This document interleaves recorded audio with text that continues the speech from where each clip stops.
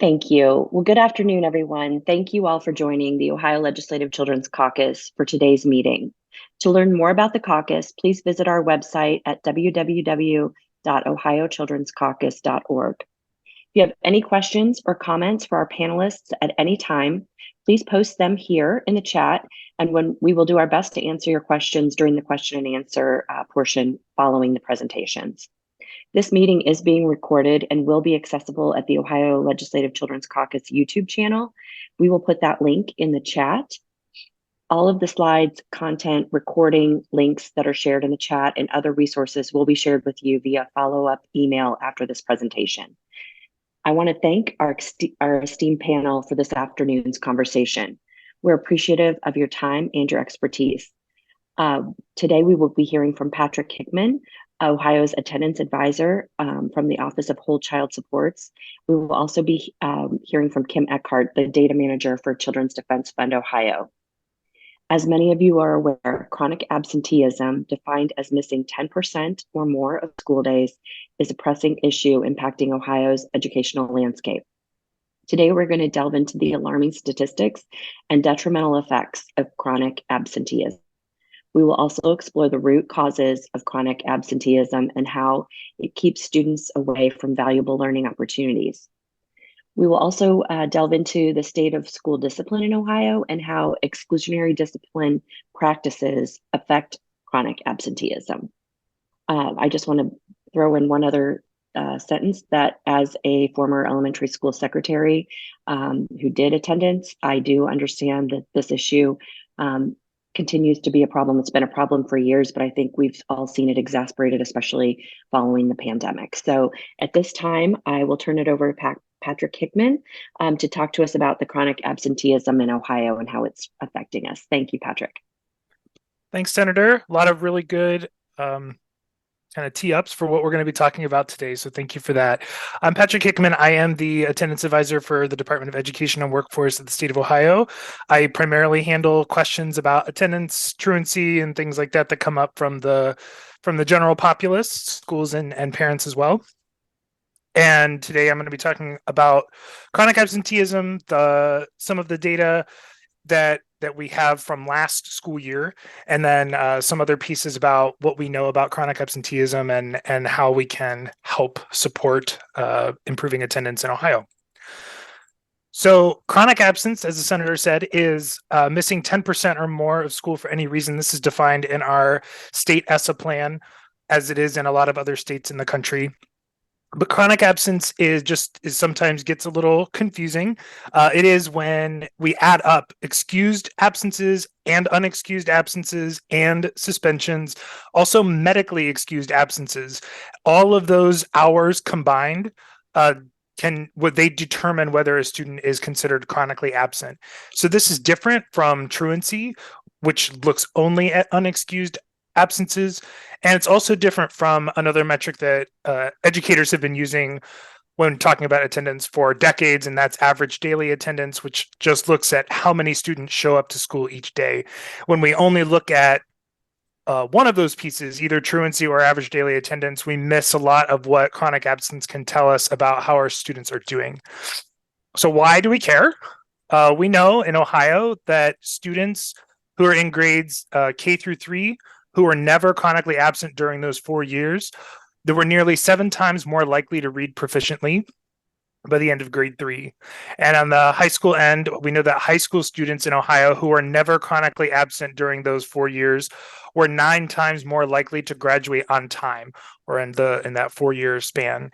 So we know that there is a direct correlation between students who attend school regularly, not missing 10% or more of school, and their ability to read proficiently, which helps them throughout their schooling career and also graduate on time. So by grade level, what this looks like is sort of a shape that's like I call it a Nike swoosh, where chronic absence by grade level is highest in the elementary at kindergarten, gets a little bit better by 4th and 5th grade, 3rd, 4th, 5th grade, and then gets kind of progressively worse as students get older. A lot of folks are alarmed to see that kindergarten chronic absence is as high as it is. I'll cover some of the reasons why here in a minute. And we know that as students gain more autonomy and parents start disconnecting a little bit from their students feeling responsible for them, then the chronic absence rate we see go higher as well. Looking at student subgroups, specifically students who are at risk, what these percentages show is that students, for example, students who are experiencing homelessness, this is all students in the state of Ohio for the 22-23 school year who are labeled as homeless by McKinney-Vento definitions. Out of all of those students in Ohio, 61.4% of those students were chronically absent. 33.2% of the students in foster care last year were chronically absent, or again, missing 10% or more of school. That 10% or more is also it's a very wide range that we don't really dig it down into too much. So that could be exactly 10% of school, or it could be 35 or 40% of school. There's no real distinguishing between those ranges. But as we can see, students who are at risk, which affects, a lot of their schooling and also personal lives, it also affects their attendance, which then further impacts their education. If we look at it by typology, school typology, we can see that, in the urbans and the major urbans, have anywhere from 35 to 50% of their total student body in those districts being chronically absent. And I'd like to point this out because even though suburban and small town and rural communities are lower by comparison, 17.8, 20% chronic absence is still a lot higher than we want it to be. It's not great. The kind of the target that we have been shooting for quite a while in Ohio is 5%. That accounts for some of the concerns that folks have about what about students who are chronically ill, and they will always be missing 10% or more of the school year. That's true, and that 5% accounts for that there will always be students across the district, in every district, who are going through life's challenges, whether it's a chronic issue or something that just came up that year. That 5% kind of covers, and because we understand that we're never going to have 100% high, like perfect attendance in that regard. But 17.8 or 20.3 is a far cry still from 5%. Depending on where you live, here's a heat map to give you a sense of where we see chronic absenteeism. And this just shows that it is everywhere. We do have some communities, very few, but we do have some communities that are under 5% chronic absence, which is again where we would like to see most schools.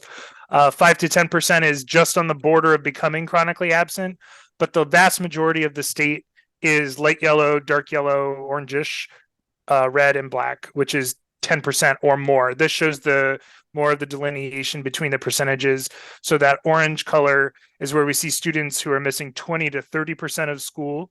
Red is 30 to 40% of school, and there's a few in the black that are missing 40% or more. That's their chronic absence rate for the 22-23 school year. Of course, we are at this point looking at data that is older. This came out in September of 23 from the 22-23 school year. We know, and we encourage schools to look at their chronic absence data more in real time, which they have access to. But for now, this is what we work on in the state, and as we work with districts, we kind of try to get a sense of how things are doing with their work in raising attendance. So we talked about chronic absence, and one of the things that I like to show when talking to folks about this is how easy it is to be chronically absent as a student. Being chronically absent just means that you miss about 2 or 3 days per month of school, and it can be spread out just like this, where a student misses a couple of days a month and it feels like no big deal. And to the parents, it may feel like no big deal. And even to the schools, it may feel like no big deal, because we all know, those of us who work with schools and work with students, there are always students who struggle with attendance a lot more than just missing a couple of days a month. And so we tend to focus our resources, and what our truancy laws focus on is the students who are missing a lot more than this, and also these days can be excused. They can be medically excused. They could be partial suspensions. They don't just have to be unexcused. And so you might imagine a student in September who is sick and misses a couple of days of school because they're sick. That happens, right? They're excused. In October, they have a dentist appointment at 11 o'clock, and parents decide, we'll just keep them home for the day. I don't want to mess with like getting to and from school, or I can't because of my work schedule or whatever. Then they're sick again in January. This time they miss 3 days because, well, it's January and we're not really doing as much. It's a new semester and I am just catching up with things. And, that kind of keeps that pattern kind of keeps going throughout the school year. And when we don't implement early intervention and prevention strategies and talk to these students and these families, when we first see signs that students can become chronically absent, then we're missing a huge opportunity. And so the department has been working for a while. When I've been out talking with schools and districts and families in September, October, November, I said, talk to your students who have missed 2 days a month so far, because by May, they're going to be chronically absent if we don't do something. Because again, it's easy to hit those thresholds. And that translates to missing about 1 month of school approximately. Now, a lot of people will say, Patrick, I get it now. It's a problem. Like, what can we do to fix it? But before we get to that, before we get to how we fix it, we really have to focus on our mindset shift, our mindset about what attendance is and how we as adults have the ability to impact that. So our friends at Attendance Works, they provide a lot of support for us in Ohio and a lot of other states across the country. They've been doing some trainings for us internally and helping out with communicating with schools and doing some work with them as well. And this and a couple other graphics I have in here are from Attendance Works. But the mindset is what we have to start with, because if we have educators or we have parents or we have students who think that missing a couple of days a month is not a big deal, or that missing school in kindergarten isn't a big deal, or that students who don't come to school on a regular basis don't care, or parents who don't send their students to school on a regular basis don't care. When we have those mindsets, it makes it impossible to really examine what we have at the district level for what data we care to look at and use, what our capacity is, and then start talking about what strategies we might use to combat the chronic absence and raise attendance and ultimately look at those outcomes. So there's this kind of pathway for change that we know is really important. And the work that we've been doing so far over the last couple of years has done a lot in this mindset shift. And this came also in the kind of where we were with the attendance task force. So if you hadn't heard about this, the department convened an attendance task force in the late spring of last year of 23. It was a lot of superintendents and other community members who help with schools and education in general, including medical community, attendance experts, and others. There's a full report that when you look at the slides at the end, you can see the full report. You can also just Google Ohio's attendance task force. It'll take you to our page where you'll see that picture there at the top right, and you'll see what it looks like. But I point this out because one of the pieces that we got to examine was mindset, which I'll talk about in just a second, but also was getting student voice and parent voice and trying to understand from the student's perspective, what is it that's getting in the way of coming to school? And so a group of us got to, we broke off into subcommittees. We got to talk to a group of high school kids a couple of times about attendance in general for them from their perspective, and then also shared with them some of the recommendations the task force came up with to see what they thought going forward. And I want to share some of the takeaways that we got, because it was so refreshing and just great to hear from high school students who were so willing to share their perspectives on school and attendance with strangers from the government. It was just awesome. So one student said, when asked about, what are some things that the adults in your life do to encourage you to go to school, or what do some adults in your life do or don't do that make you not want to go to school? Like that was kind of our overarching question for a while. And one student said that teachers need to make a strong effort to connect. It helps us notice that we would be missed, or knowing it matters if we're not there. And this was just a really great moment for us to share with schools, and to say how much the students notice how the teachers feel when they return from being absent, or miss class, or ask about the student first before trying to figure out like what it is they missed, and give them this huge packet of makeup work. We also had a quote from a parent who said that families often receive a letter that threatens truancy charges before a team approach to problem solve is taken, or a root cause is discovered. And this puts families and schools against each other right out of the gate. So anybody who has talked to families or talked to schools about truancy and following all of the requirements for notifications might identify with this. I myself got a letter, about excessive absence for one of my own children this school year, and it was, in a lot of cases, it's the first time that the school communicates with the parent about anything attendance related, and oftentimes the language is such that it's, in this parent's mind, threatens truancy charges. Sometimes it doesn't come quite out and say that, but it does use that word, and it uses words like court and other scary terms that parents are kind of on the back foot about. And so, this was it was a helpful kind of spotlight to show, again, school communities and those who help schools what it can look like from the parents' perspective when we're talking about attendance just from a truancy lens. So those conversations with the students, including all of the conversations that we had with other folks around the state, the task force came up with 5 solid recommendations. You can read more about those in the report. The one I just wanted to briefly touch on for this group is recommendation 5, which is adjusting the playbook. These are all kind of sports terms to go with the Stay in the Game network. But the idea with 5 was that we want to work with policymakers to inform comprehensive policy changes that support student attendance. And we already, the department's legislative team has been working on this and doing this work already, while others work on the other 4 pieces that are either already happening or coming out, in the near future.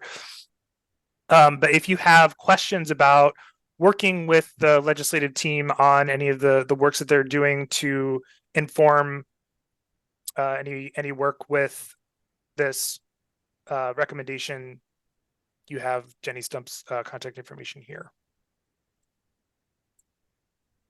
Patrick, thank you. Are you still? Go ahead. I didn't know if that was the last slide. It is not, but I will be done very soon. No worries. Okay.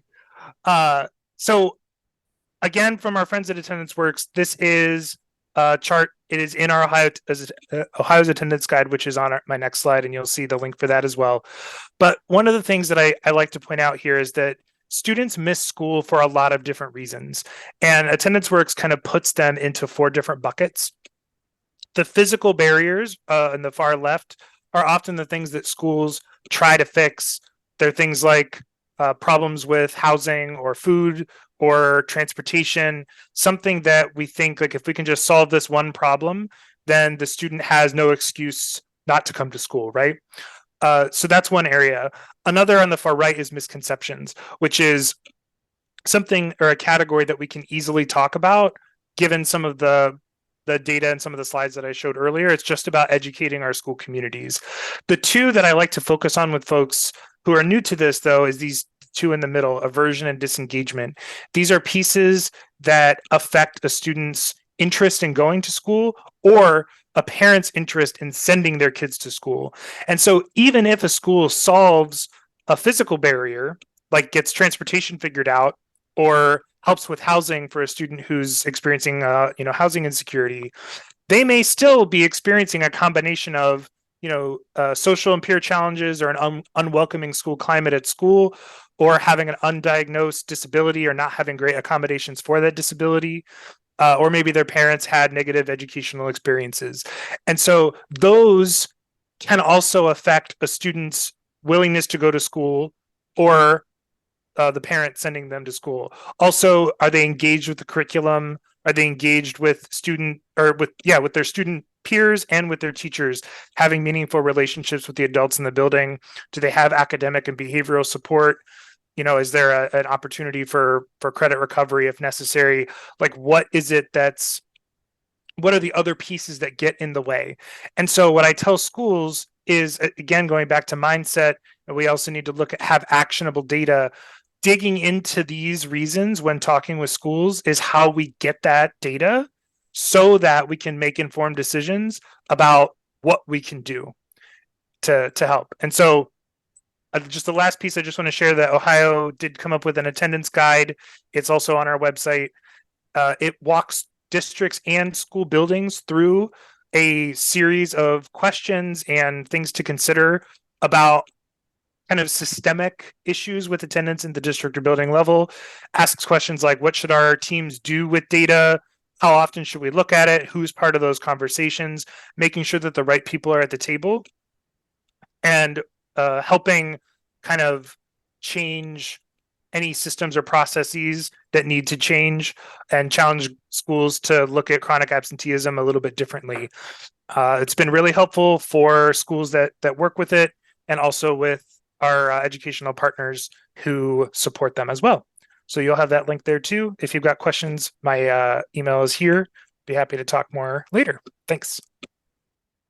Patrick, thank you very much for that overview. Next, we will definitely have questions for you, I'm sure, at the end of the presentations. Next, we have Kim Eckert for her data presentation on school discipline in Ohio and how that also affects chronic absenteeism. Kim, thank you. Welcome. Thank you. Thank you so much for having me. And I'm going to share my slides. But for some reason now, oh, here it is. So yeah, as Patrick said, and Patrick, wonderful presentation. I love your data. I'm here on behalf of the Children's Defense Fund of Ohio, and we actually recently released, just last week, a report that really looks at the intersection between chronic absenteeism and school discipline, specifically exclusionary school discipline. So if you, I'm sure Kelly can share in the chat a link to where that report lives on our website. It is hot off of the presses. And, as Patrick mentioned, chronic absenteeism is certainly on the rise.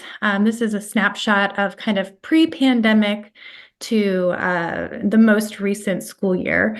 So this really gives you the sense of scale of where we have been, more kind of in a more historical time frame. And we also wanted to take an opportunity during our research to kind of talk to people, stakeholders in the community who are affected by this. And so while this is not as, we didn't do a whole lot of qualitative analysis as far as focus groups and things like that, I really wish we could have gone in and gotten a group of students together to do that. That sounds amazing, Patrick. But what we did do is we kind of circulated our findings and our recommendations to some students, parents, school administrators, educators, and just to really get a sense of like, how is this impacting you? And so I think this quote from a parent that we talked to really does kind of hit at what's happening at the intersection of chronic absenteeism and suspensions, because this person serves as a family ambassador. So they're not just a parent, but also has somewhat of a role in the school to call parents just to check in and see how they're doing, see how the families are doing. And in that process, he describes just kind of encountering many, many parents whose students were suspended or recently returning from suspensions. And, we talk a lot about this idea of the zero tolerance policy. We sort of inherited that idea about how to treat behavioral issues, how to discipline students from the 90s. That's kind of that era of tough on crime, 3 strikes, you're out kind of stuff. And so what we know from that zero tolerance mandate is that many schools still kind of have this attitude towards student behavior that results in exclusionary discipline.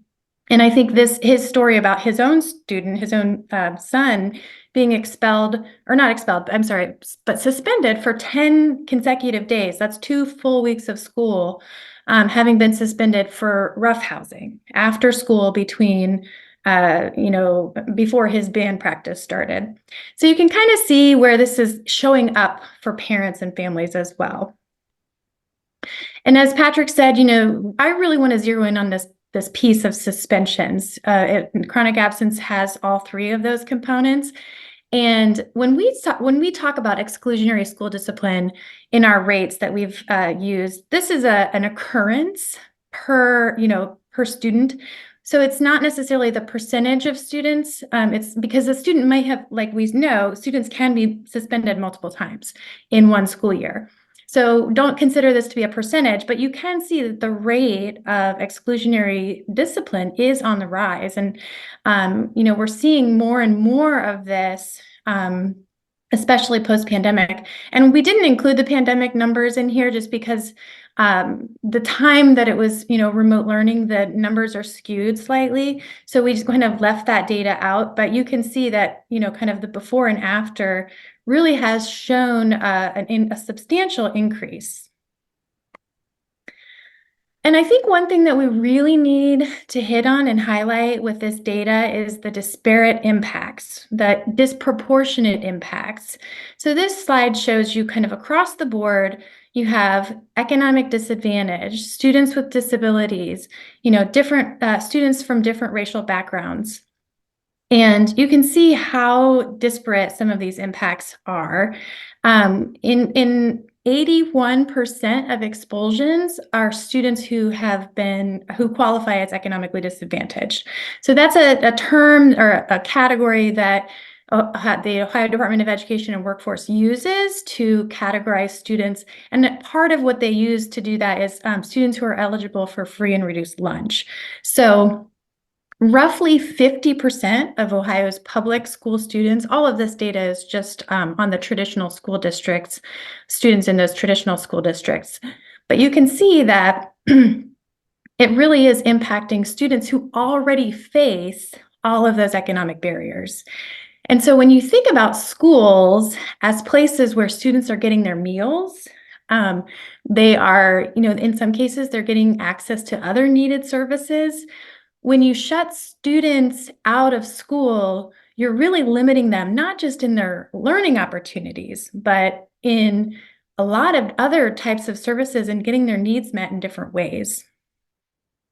I did want to highlight especially the disparities, and I'm going to go ahead a couple slides, between students who are Black. So Black males compared to white males are 4 times more likely to be suspended or expelled. But the most striking is actually Black females compared to white females, 6 times more likely to experience suspensions and expulsions. So when we think about I think I forgot to include that slide, shoot.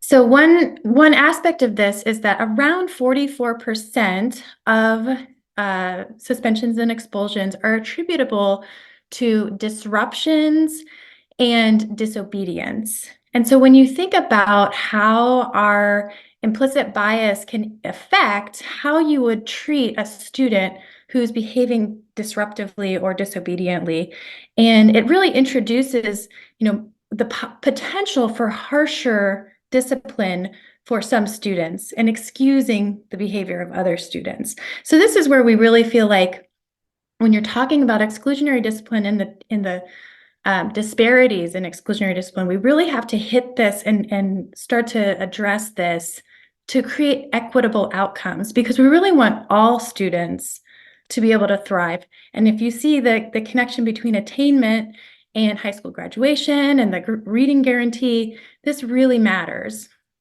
And we did get to talk to one student who kind of experiences this himself, as a person kind of coming from a disadvantaged background, is, reflecting on how he sees this in his own school experience. But it doesn't just, it's not just a racial thing. Students with disabilities only make up 17% of the school population, but 29% of occurrences of exclusionary school discipline. So, and as well as, in this case, the economic disadvantage data is pretty striking, how much higher those rates are. And I think one thing to note here is just how the relationship between a school district who may have primarily economically disadvantaged students, that district itself might be under-resourced. So when you think about districts who are understaffed, not having those behavioral specialists, those intervention specialists to really come in and help a student early in their kind of journey as a student to address some of those problems, you can see that compounds when they're not staffed well. So what can we do? And, I think one thing that's really a great potential is the idea of just making it much more difficult to have exclusionary discipline. So the legislative body, I'm not sure exactly when this was passed. I say enacted in 2018-19, but that was when it was fully implemented. But this act called the Supporting Alternatives for Fair Education had a phased-in approach. And so starting after the 2018-19 school year, schools were no longer allowed to suspend or expel pre-K to third graders, so our youngest learners, unless there was some violent, it has to kind of really rise to the level of a safety issue for students at that grade level to be expelled or suspended. And you can see the dramatic impacts that that's had. Now, you may also note in our report, this hasn't really fully been executed because there are still cases where these younger students are being suspended and expelled, and we would like to explore that more fully and really understand what's happening there, because it's important that if you have a law like this, that everyone is kind of living up to that ideal.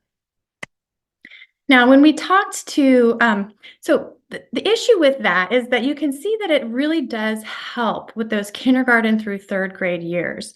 But what happens in fourth grade and really leading into those middle school years, that's when the discipline occurrences were the highest.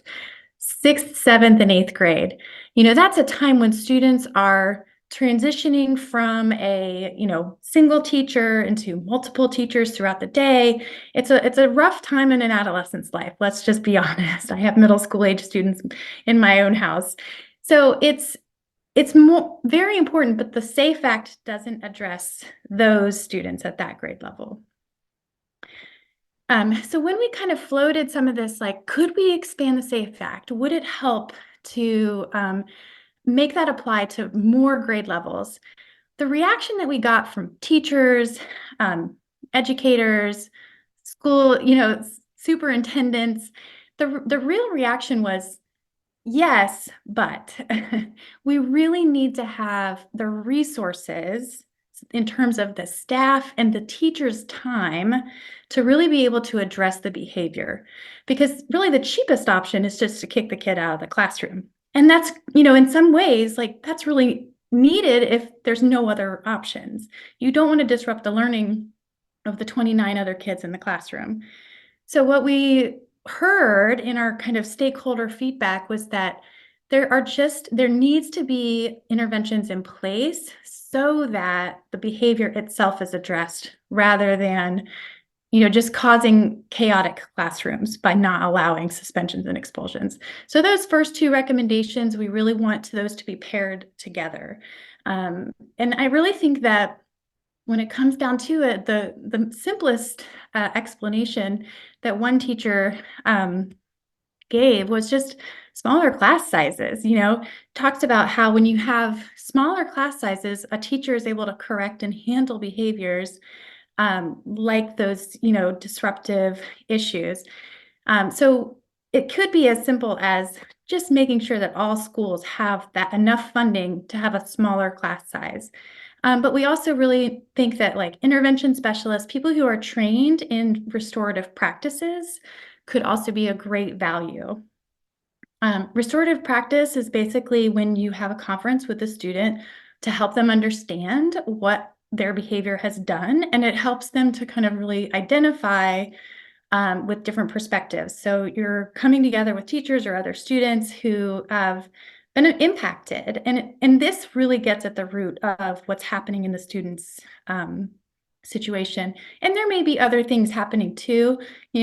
Patrick talked about a lot of different barriers that students face, and this is really that kind of getting to the place where students can understand the challenges and that they're creating for the rest of the climate. And educators believe that this practice does work, but it needs to be implemented with fidelity, and you need to have that consistency. And so that requires additional funding, and it requires us to really invest in our education system. And just one more thing, it's not just about school funding and policy. Like, parents really do want to help, and we've talked to a lot of parents about how they can get more involved. We have a parent advisory group that is very engaged with their school, hosting teacher appreciation nights and things like that. So it really is kind of a whole community approach to making schools, a positive place where students want to be, and really addressing those behaviors holistically. So with that, I'm going to allow people to have questions.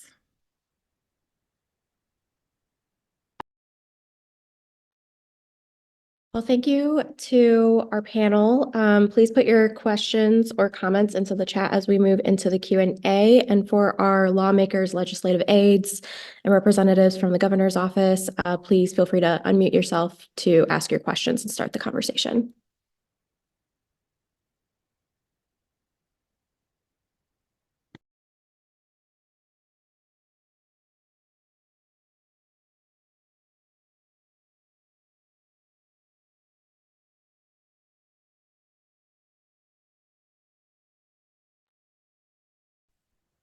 Lexi, I do think there was a question in the chat. I don't think it's been answered. What is the state policy about immunizations for school enrollment and attendance?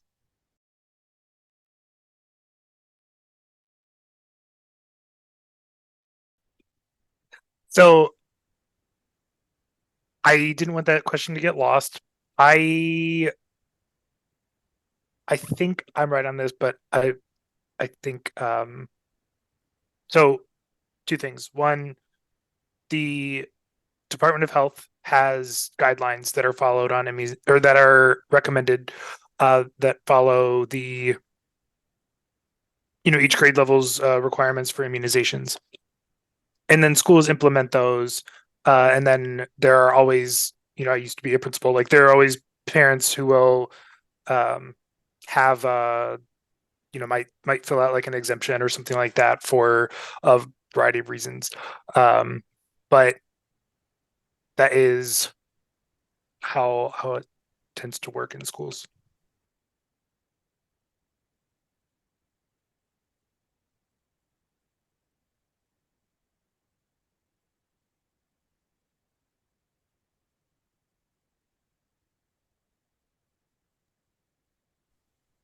From Tanisha Johnson, we have, on the legislative side, is there anything in the works to enhance the SAFE Act currently? That was our recommendation. I have not seen anything coming down the pike, but that we're hoping that this report will spur some of those conversations. And I don't know if Senator Kunze, I don't know if you have heard anybody kind of talking about the impacts of the most recent SAFE Act or expanding it. Not in the Senate, no. I don't know if anything's happening in the House, but not on the Senate side yet. I do have a question too, Patrick, not to call out, but on your first slide, when you had the map of the percentages, there was one county, it looked like in particular, that was on the border with Pennsylvania that was almost all completely blacked out with a high. Do you know if there's a certain, like, is there something that is causing that in that area? Do you know? So I don't. I can say this is what I can say. That area it actually surrounds Steubenville. So Steubenville is on the it was on the very far like northeast corner of that block. But that is two big school districts size wise in Jefferson County. And that, that's kind of not necessarily the heart of Appalachia, but it's there. And that is something that, while it is, in the black, it's still, there's a lot of counties around it that are red. Yeah, that's what I can tell you about that area. There is another question in the chat. What programs are available for school administrators to address issues that go beyond an individual student and with a larger group of students, i.e. racial issues? I think, one of the recommendations in our report is related to positive behavioral interventions and supports. And so school district administrators are required to have a framework in place. And so, there's a lot of resources that help these districts to kind of embed these positive supports. And I think anytime you're kind of thinking about how you can integrate restorative practices, it should be kind of in the context of that larger PBIS. We, use the acronym framework for a school. So I would point to that as a resource for school district administrators to really think about how intervention specialists and all of those different people kind of fit into that broader perspective. Yeah, I'll just add on to that a little bit. Kim talked a lot about the restorative practices. That's one of the many, evidence-based, strategies that the schools that practice it, see a lot of really good results in terms of like relationships with students and families and things like that. So, and another piece to add on to this is talking to the students themselves and getting, their voice in the conversation about, how the school is handling or has handled student issues, whether it's racial or otherwise, and using that data to make some changes or inform new decisions as they come up. And I just want to say there's this question from Rep Manning, and I was gonna put the contact information back in the chat from the slide that I shared.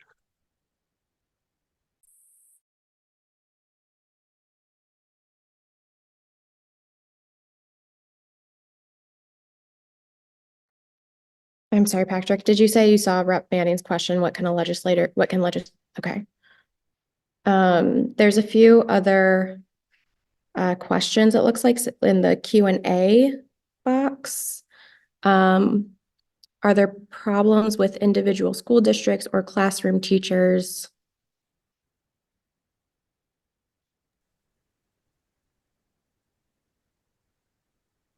Okay. So there can be. I think, again, going back to the mindset piece, like we have been working with schools and the folks who support schools with continuous improvement and things like that to think about how we talk about attendance, how we talk about success in the classroom, and how we talk about relationships between the adults and the students in the building. And all of those pieces are things that can affect, the how these things are handled at district level or even the micro level of the classroom, as we saw with some of the student comments. I do also just want to put some words to my thing. To Rep Manning's question about what can legislators do, we do have the recommendations from the attendance task force, and our legislative team has been working on those. And I put the contact information for our policy and legislative affairs person to talk to, Jenny Stump. So you can work with her. It looks like I only see one other question right now.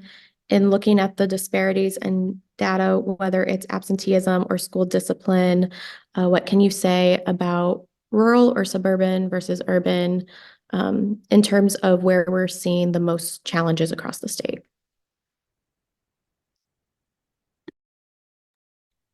Well, I think, I really am seeing this through the lens of economic disadvantage. And when you look at the, I noticed the data that Patrick had too, a lot of the urban districts were, having highest level of chronic absenteeism as well. Everybody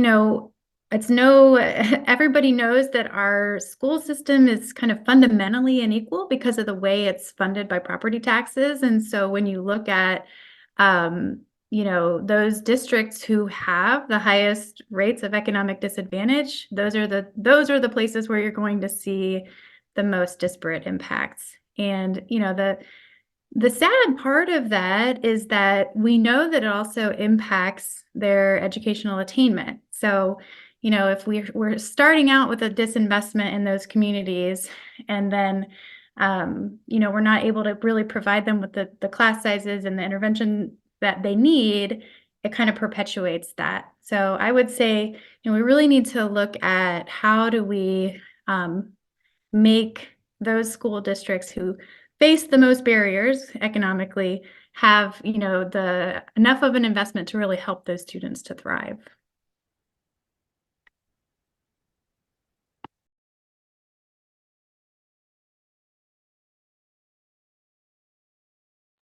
So Kara's question in the chat here, what Kim and I both had was data for just students with disabilities in general. So a student who is diagnosed ADHD and the schools know about it would be grouped into that category. We don't have, just for like confidentiality reasons and things like that, student level data to drill down to determine what percentages of the students have ADHD. But an individual district could do that if they wanted to, internally. Yeah, I think that would be a really interesting study. And I'm really curious, I don't know, Patrick, if this would be a possibility to really understand, how many days of school does the suspensions kind of translate into, and how does that, what portion of is, how much of that is made up by suspensions. But I think when you look at the students with disabilities, they're roughly 2 times as likely to be suspended or expelled, which, that's definitely disproportionate, but not nearly so much as some of the other, the disadvantaged data. I think in some ways, having a diagnosis can really help a family to get the services that they need. In this case, ADHD, those students can have IEPs, and that really does help the school funnel the resources to that student to help prevent the types of behaviors that end up in suspensions and expulsions. Kim, there is a question from Representative Manning for you. Did you testify on House Bill 206? What General Assembly was that? Was that the SAFE Act? I personally did not. I think that legislation preceded me, but if there is another bill introduced to explore the SAFE Act, I don't remember the House bill number associated with the SAFE Act. But yes, Children's Defense Fund would certainly be open to testifying in support of another SAFE Act. And I will say, we have often and historically recommended just an elimination of the zero tolerance mandate, which is part of the same kind of the statutory piece. And I think that while we would love to see the zero tolerance policy just phased out, I think it's outdated and failed thinking. Having an expansion of the SAFE Act can disrupt or prevent the worst impacts of a zero tolerance policy. Do you believe that teachers are adequately prepared to deal with disciplinary issues? That is coming from Senator Sykes.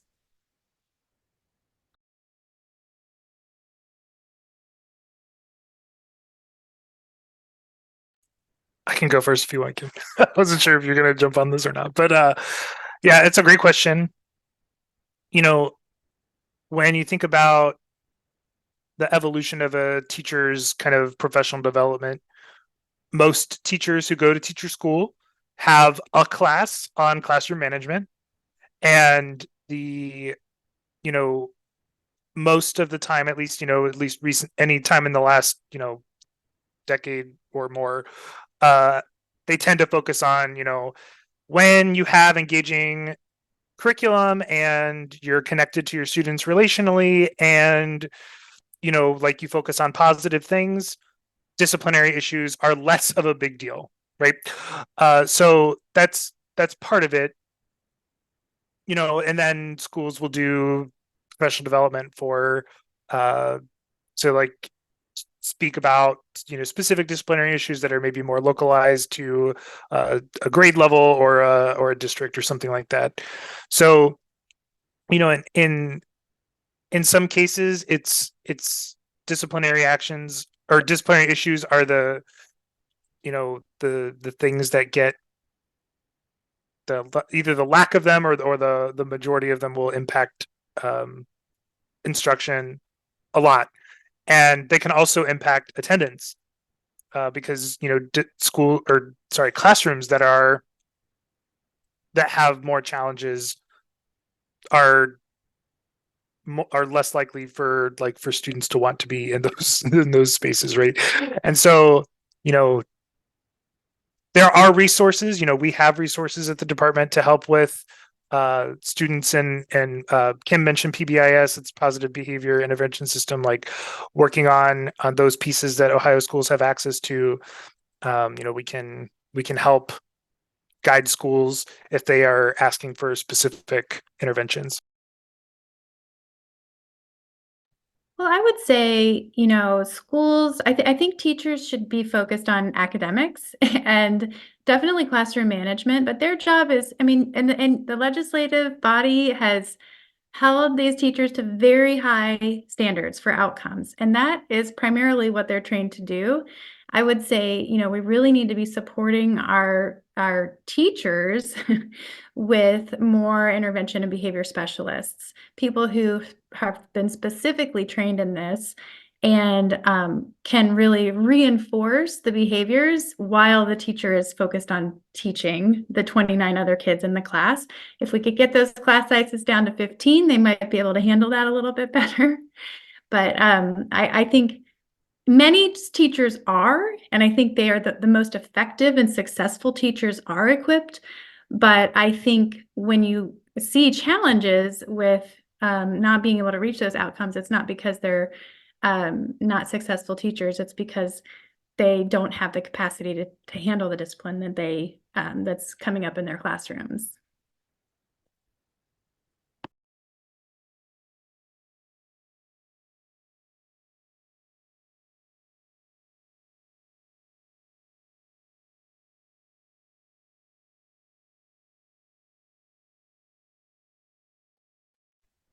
Well, that was all of the questions that were in the chat and in the Q&A.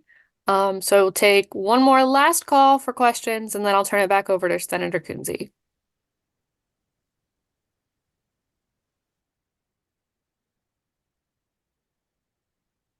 Not seeing any other questions popping up. So just wanted to thank both Kim and Patrick for joining us today, providing the content and kind of the background, some of the data, what's happening, and some of the work, some of the reasonings behind it. I think that was particularly important to see, what parents were saying. And then Kim, some of the correlations between poverty and other challenges that, we know it adds more complexity upon any situation, but obviously I liked that you also connected some of the other things that students are missing outside of just the learning, which is obviously crucial, when you mentioned lunches and some of the other things. I think that was a great something that doesn't get as much press necessarily. So thank you both for such thoughtful and excellent presentations. Thank you all for joining us today. And just as a reminder, all of the content, the recording and the links that were shared in the chat and other resources will be shared via follow-up email after this presentation. And of course, the Ohio Children's Caucus looks forward to seeing you next month. For more information on upcoming caucuses, webinars, meetings, please contact Kelly Visual at kvisual@childrensdefensefund.org. Thank you all very much and have a great afternoon. Appreciate your support today.